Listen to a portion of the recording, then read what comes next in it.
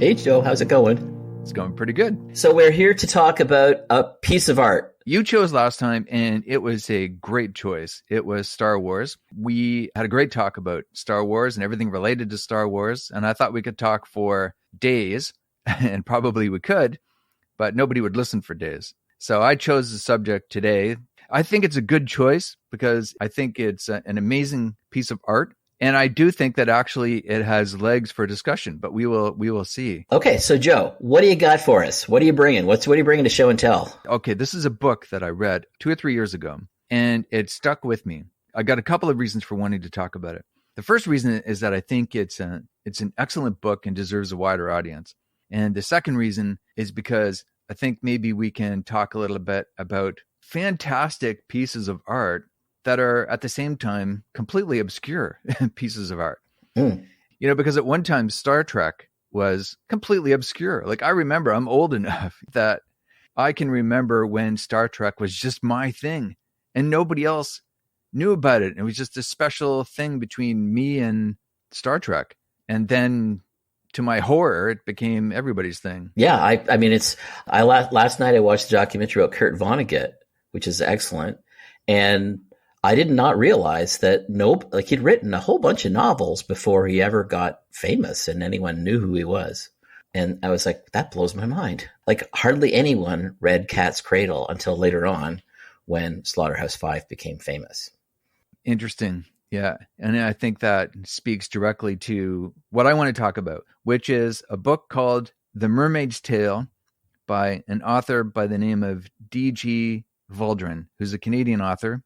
He's a lawyer by day and an author by night and maybe lunchtimes and early mornings. But it's do you know the book? I do not know it. No.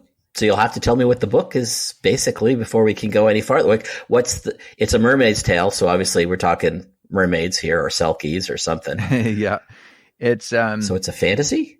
It is a dark fantasy. Very dark. It's basically the main character is an orc. She's a detective in this fantasy land, but it isn't your Disney fantasy land. This is a dark, twisted magic kingdom. A mermaid is murdered, and the orc is basically hired to solve the murder. So it's a detective story. So that's the scaffolding of the whole story. But the world building is incredible. It's very detailed, very well thought out, not just in mechanical terms, but in psychological terms. The psychological component of the book is just as strong as the rest of it. Okay. And the orc is filled with self-loathing. It's not just self-loathing. Everybody loathes the orc because who likes orcs? Yeah. So a male orc or a female orc? It's a female orc. A female orc. Okay. That's a good choice too. Yeah. And she's not an attractive orc. Yeah. No, I'm getting. She's an orc. Yeah. So do you happen to remember the female orc's name? The detective's name? The female orc, actually. Sorry, I just accidentally knocked over a trombone. It just mysteriously appeared beside me. Wait a minute. Is Kazoo in the room? Maybe. The orc does not have a name, and it's written from the first person. Oh, that's fascinating. And is the orc a PI? Is the orc part of the fantasy detective force? No, there's nothing like that. She's basically approached by a group who I guess kind of runs things and is asked to do this. I'll just read you the blurb at the back. Oh, okay, good. That's a good idea. Yeah. In a city of majesty and brutality, of warring races and fragile alliances, a sacred mermaid has been brutally murdered. An abomination, a soulless Aruk, is summoned to hunt the killer. As the world around the Aruk drifts into war and madness, her search for justice leads her on a journey to discover redemption and even beauty in the midst of chaos. That sounds really good. It is. It's really good. Sounds like it could be like a Guillermo del Toro movie, almost. Oh, absolutely. He would be an amazing choice. The problem, though, is that, and kind of what I want to get into, is that it's basically a completely obscure book. It was put out by a small publisher, which, full disclosure, was also my original publisher. D.G. Valdron was in the same stable of writers as me. You know, it was a small team who put the book together, and he shared the same editor. So my editor, I had two editors, but one of my editors also edited this book, and I think did an amazing job. But I'm not plugging it because of that connection, because there was plenty of other books also put out by my publisher that, I like, but I'm not as passionate about as this one. I'm bringing this one up because I really think it's a terrific piece of work. But to me, it presents a great question, which is why do some works become so well known and popular and well regarded, while others of the same, in my opinion, the same quality drift into obscurity? Are you looking for an answer from me?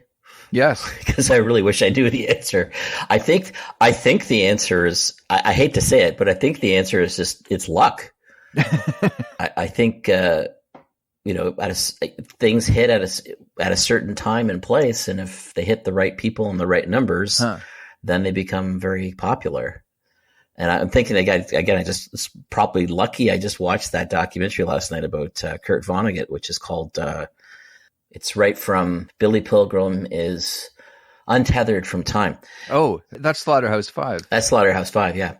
So Slaughterhouse-Five was a huge, huge hit for him, but he had spent basically all of the 60s working in obscurity, publishing novels. I mean, and one of my favorite Vonnegut novels, Cat's Cradle, was published in that time period, and very few people knew about it, just a few hippies who really liked it. But most people had never heard of it. And then he published Slaughterhouse-Five. It came out in 1969, so right when the Vietnam War was getting super ugly. And it was an anti-war book that he'd written. And it just hit at the perfect time so that people said, we should read this book. It's an allegory for what's happening in Vietnam. I don't think it is, but certainly you could draw the comparisons between what was happening in the war, in any war, and what was happening in Vietnam. And so that book became a huge hit. And then suddenly people went, well, look at these. He's got this huge back catalog of stories he's written that are amazing. And so they reissued those at that point. So is it possible that we could have never heard of Kurt Vonnegut? I think the answer is yes. I think if he hadn't released that book at that time, and that's a book that he started writing, in the 40s. He started writing that book in many drafts, and I don't want to spoil the documentary for people because it's really worth checking out. But there's, a point where he's like, he's tried it from Billy Pilgrim's perspective. He's got other names for the characters, and he's told it from the first person. He's told it from the third person. At one point, he tried to make a play to try and deal with the issues that he experienced. And if the listeners don't know, Kurt Vonnegut was captured in the Battle of the Bulge, and as a POW was sent to Dresden and worked in Dresden as a POW. And then the Allies firebombed the city. So Kurt Vonnegut experienced the firebombing of Dresden. So one of the most horrific episodes of the Second World War. And so, of course, that had an impact on him. And probably one of the reasons he's such a great writer is that he's got sort of this darkness that he had to deal with through most of his life. And of course, he chose humor. That was his solution on how to deal with it. So that book, if he had been able to write that book faster, again, it probably would have been an unknown book because it wouldn't have hit the public at the moment when it did. Right. So I do think a lot of it just happens to be luck. Like if it does something hit at the time when it's going to have a really wide impact. So a book like the one you're describing, I don't know. It sounds good, but is it?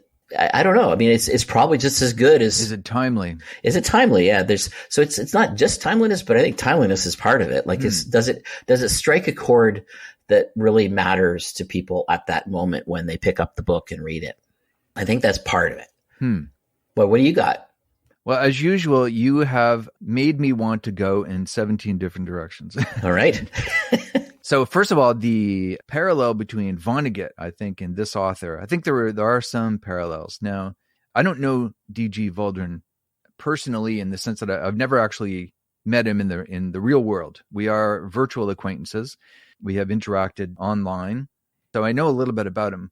And I don't want to say too much because it's not Valdron himself that I want to talk about. It's his book that I want to champion. But I think I'm comfortable enough in saying that although he does not have, he never fought in the war like Kurt Vonnegut or anything, he shares some of the same darkness, I think. This is a man who, for whatever reason, understands that this is a world that consists of great evil and potentially great goodness, which is something that I believe that there is those extremes and that I try to capture in my work, but that I don't believe that I captured anywhere near as well as he did in this book. So there's that. And the other thing that you had mentioned about timing and luck. At my day job, which I'm not supposed to mention much in my extracurricular activities, but it's a media organization, I'll say. When I was involved in the creation of art and entertainment for that organization, it was always considered to be stronger if you were relating it to something that was actually happening in the world. I didn't necessarily agree with that at the time. I thought that art could stand on its own merits, because obviously you can write something like Slaughterhouse-Five, which relates to the Vietnam War, but then 30 years later, it's still a great book. And now it relates to another war. I mean, it's got a timelessness to it a little bit because of of the way he wrote it. Yeah, the war, because there's a war in The Mermaid's Tale. That's part of the backdrop. And I think about the current situation in Ukraine and the issue with Russia, and the Russian soldiers in Ukraine have been referred to as orcs. Probably easier for us on this side of the conflict to cast them in that mold. So they are orcs, and now the main character in The Mermaid's Tale is an orc, reviled by everyone, including the orc herself, and has to go and kind of champion the mermaid who died and the rest of the mermaids who are mourning her. And there's vampires as well and all sorts of other, but he does such a twist on each of these characters. It's such a fresh take on all of that. And nobody knows about this book, and they need to. I know, it's a shame. It happens. I mean, dare I say it's happened to maybe two of the people talking today, that not many people know about our books, and they probably should. And I think for the reader, I think it's a great time to be a reader because of that. There's so many great things out there right now, but it's finding them. How do you find them, right? Like, how do you find new things that are great like this? For me, I think what's cool about it is that it's something that moved you. And so what specifically about the book moved you, do you think? Apart from sort of like the intellectual activity of like, why isn't this more popular? Which I get all the time when I read stuff or watch things that I don't understand why this wasn't a bigger hit. But why that story? What about the Ark's journey appealed to you so much? It was the self-loathing on the part of the orc, and her trying to go about her life and go about her work and dealing with that at the same time. I think it spoke to something in the human condition.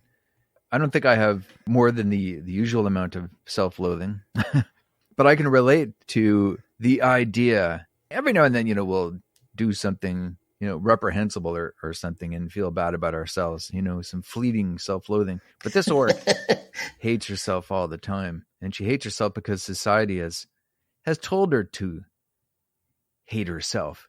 I think that doesn't just speak to individuals out there. It speaks to whole swaths of society, that the larger society has decided we will revile you for whatever reason. And especially in the world that we live in now, which everybody talks about how increasingly polarized it is. And there are factions out there who make no secret about how much they revile other factions. And to me, that just is the antithesis of how I think and how I want the world to be. Mm-hmm. So Valdron captures that, I think, very well in this book. And it's a part of the energy, the electricity that drives it forward.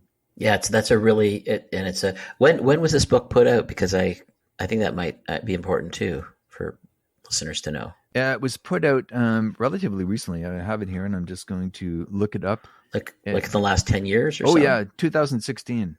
Oh, yeah. So I think that theme is very I think you're totally right. That theme is very relevant these days. And I, too, am very worried about this othering that people want to do.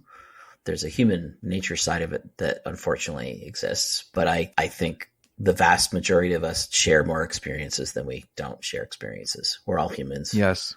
We're all going to die. Speak for yourself. You're not going to die? I hold out hope, as all humans do, until proven otherwise. After I'm dead, then I'll be like, oh, okay, I guess I was going to die. But right up until that final second, I'll be holding out possibility, I think, as all humans do. I'm trying to remember where I saw that recently, but that was it. I saw that in the movie recently where the person was saying, yeah, everyone, it's always a look of surprise when people die, because everyone up to the very last moment is not expecting it to happen. You know what? I was doing exactly the same thing as you. I'm like, I'm relating something that I just saw in a show. And what was that show? And as you were asking the question, I realized it's the premiere episode of the new Star Trek. Exactly. That's it. I was waiting for you to get it. which is fabulous, by the way. But I don't want to get distracted again on Star Trek and Star Wars. Yes. Well, it all comes back to Star Trek and Star Wars in the end. Of course. No, let's not go there. I do think the idea of the othering is a problem. I mean, it's just so baked into what's happening in culture now. But it's such a false idea, really. The fact is, we're not the same, obviously, but we're all in the same boat, Yes, exactly. We're all in this little tiny craft together, and if we don't get along, we won't be in the craft for as long. It's not going to be very much fun. Yeah, it does upset me, but I also often use the analogy or the metaphor of a boat. And I always think that, man, who's operating this boat? Because they're piling us right into an iceberg or over a waterfall or something. When if we just worked together and got along? I think it's the guy running the gift shop that's running the boat right now. Yes, exactly.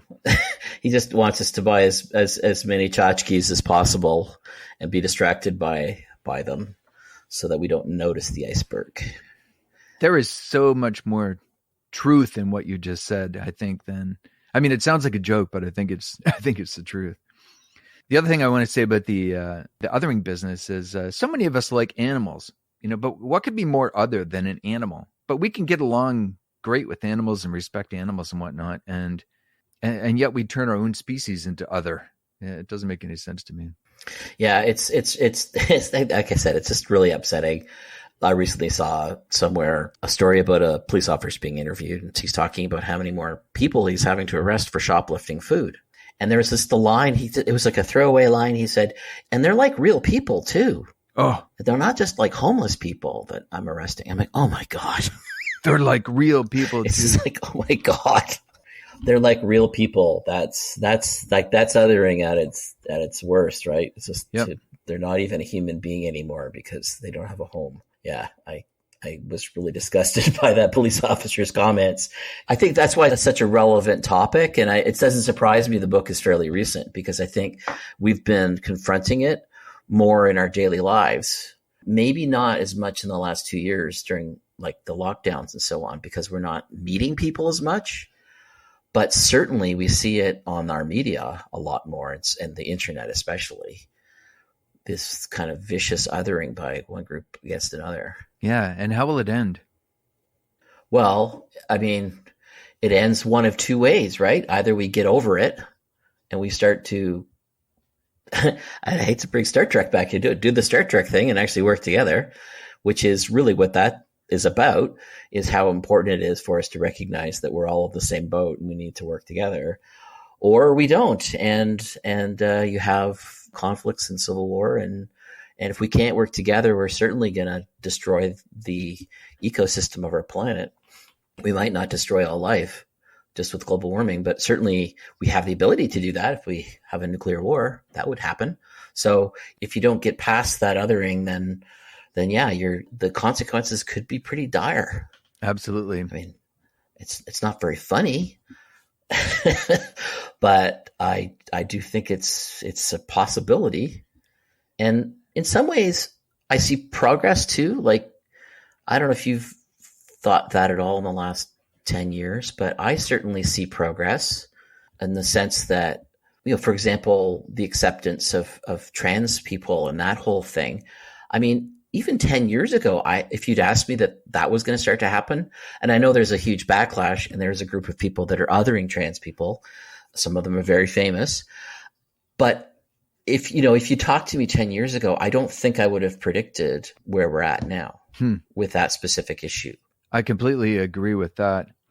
That is shocking and surprising in a good way. And here in Canada, to use another example, would be the Truth and Reconciliation Commission, and how there is now. I don't see it in everyone, but I certainly see it in a lot of my colleagues, a real acceptance of those ideals, and like not just an acceptance of them, an idea that we're going to have to work towards those ideals. And again, if you talk to me even 10 years ago, I don't think I would have said, yeah, that's going to happen. So I do see progress, but it's 2 steps forward, 1 step back. Do you think that there's a connection actually? Because we are seeing acceptance in those areas and there seems to be an increased momentum that maybe some of the anger that we're seeing is a response to that, is a natural reaction. Like maybe this is all unfolding naturally. I think there's something to that. Do you listen to Malcolm Gladwell at all? He's got a podcast. I think it's called Revisionist History. I haven't heard his podcast, but I've certainly read some of his work, seen his TED Talks. Okay. I mean, I think you have to take his work with a grain of salt because he's trying to do a popular thing. But that said, he had a point about the election of Trump that I thought was really kind of interesting, which was Trump was a natural pendulum reaction to Obama in the sense that, okay, we've elected a black person to be the president, so therefore we're not racist.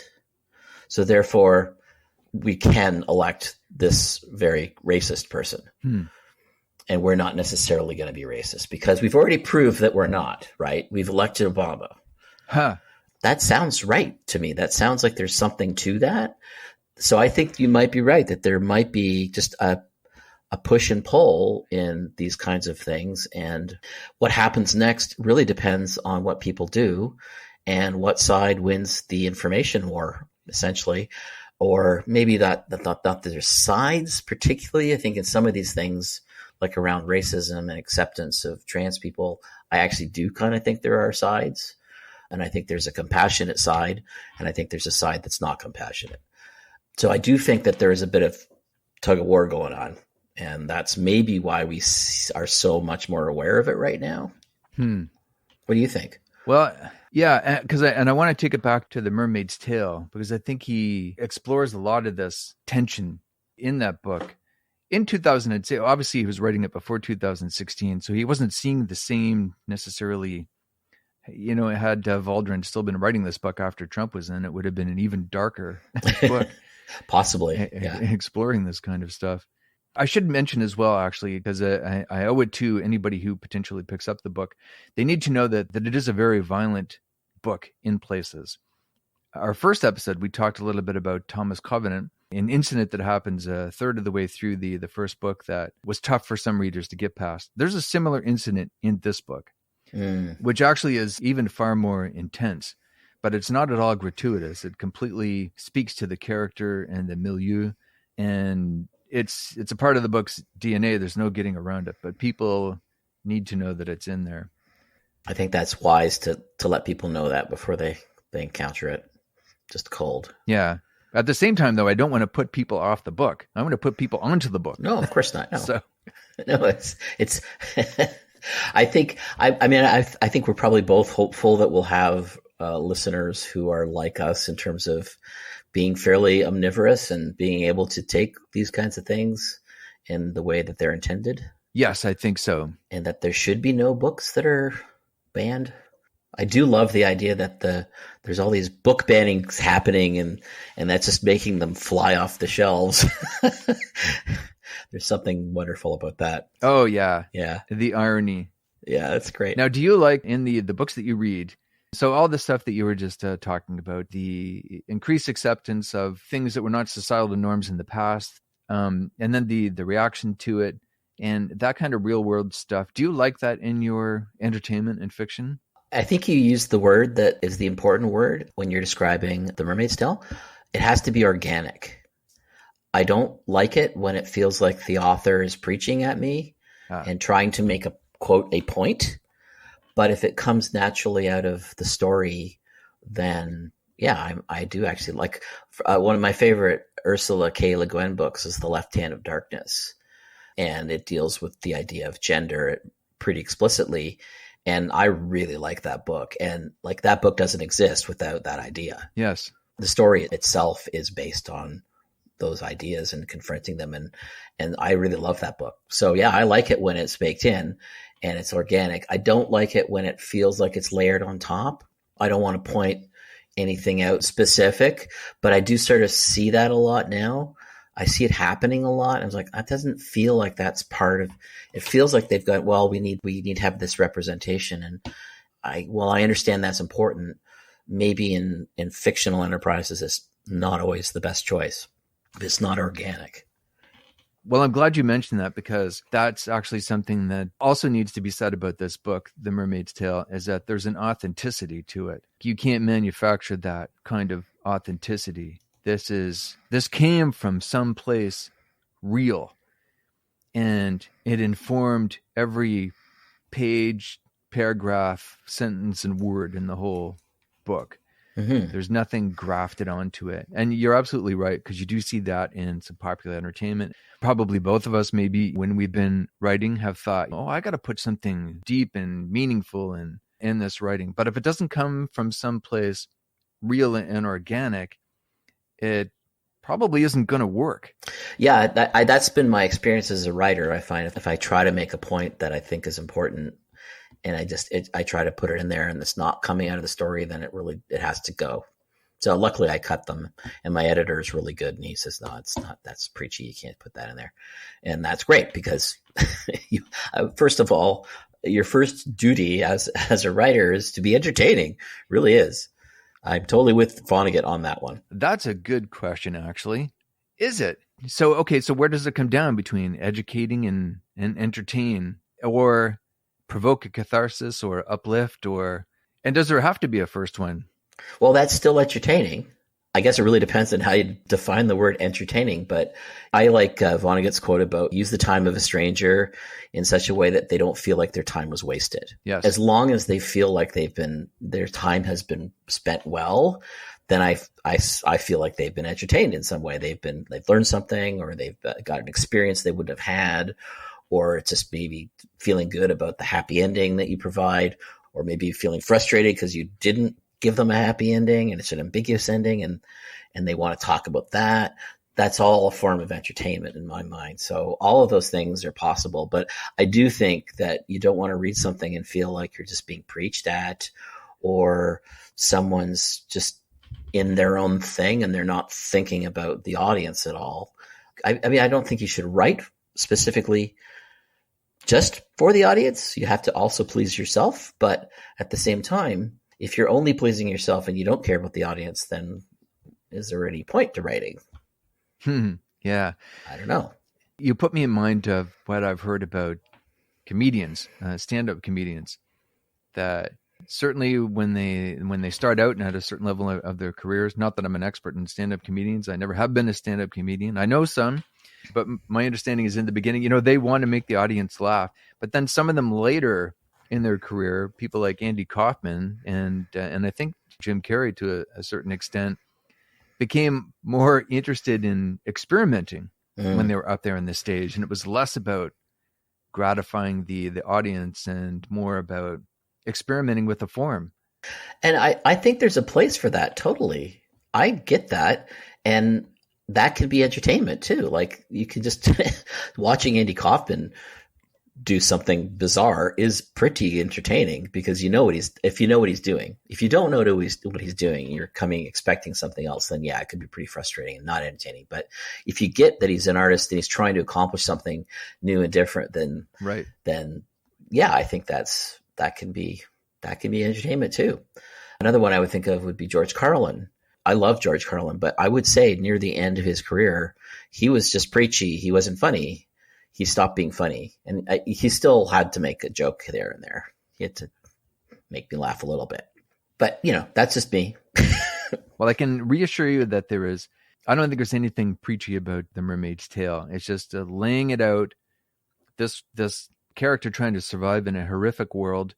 And there's no advice really, I don't think, about how to survive in that horrific world. It's just surviving and trying to solve this mystery. I got to say, I really like the idea of a character dealing with self-loathing, because I've written on that topic, and it's one that's really current. We have a lot of people trying to conform to some kind of ideal that is totally unrealistic. And I think that is a very current topic too. So it sounds like a good book for people to be reading. Yes. I should also know there's one curiosity in the book that I'd like to ask him about someday, and that is there are no chapters in the book. It's not broken into chapters. He just dispenses with that. Oh, that's like the first book. The first books didn't have chapters. Robinson Crusoe originally did not have chapters. I did not know that. There's natural breaks because I think it was an epistolatory novel, but that was added later. Yeah, the idea of a chapter. So there's a logic to that. Right. So there was my pick, The Mermaid's Tale. The Mermaid's Tale by D.G. Valdron, Canadian author. Cool. Thanks, Mark. Thank you. That was interesting. It's on my list now of things to read. Good. There you go.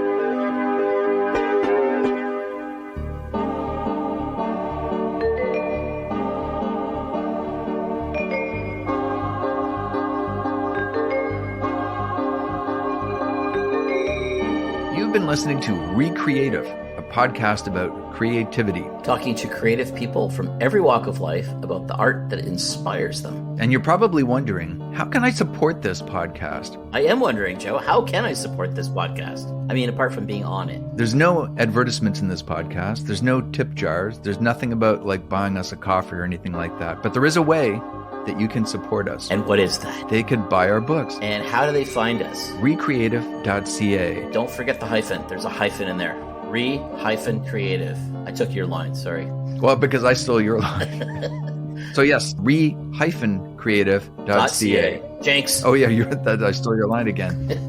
As well, if you like what you've just heard, you could consider subscribing to the podcast. And leave a comment if you like it. Thanks for listening. Spread the word.